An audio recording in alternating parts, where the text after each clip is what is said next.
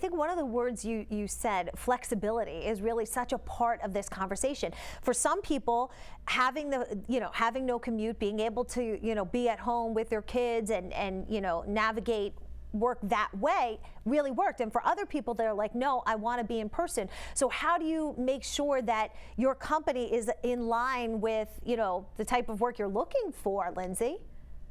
So one of the challenges right now is I think a lot of it is in flux. We look at the Delta variant, we look at the pandemic, we're not sure yet. And a lot of companies have delayed or changed their return to work policies. So do know that some of it may not be able to be determined right now. So look at the policies of the organization that you're looking to join. Look at the messaging from leadership. And specifically, the direct boss you work for is probably going to have the biggest impact on how much flexibility you have. So when you get to that opportunity of speaking to your direct manager, I think at this point, it's worth an honest conversation to say, here's what I'm looking for. Here's the flexibility I'm seeking. Would that work with this organization?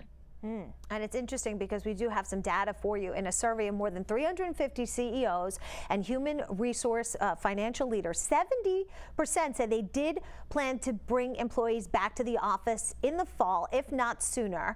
And 9 out of 10 organizations are looking at this idea of combining remote and on-site. That was a separate data point. But Kimberly, I think it's interesting to see how different companies are coming at this different ways. It is. I think so many people believe that the culture that the company had pre-COVID is hard to replicate with remote work. And in some respects, I completely agree, because when I talk to a lot of Gen Z and millennials, as much as they love the flexibility, they feel lonely.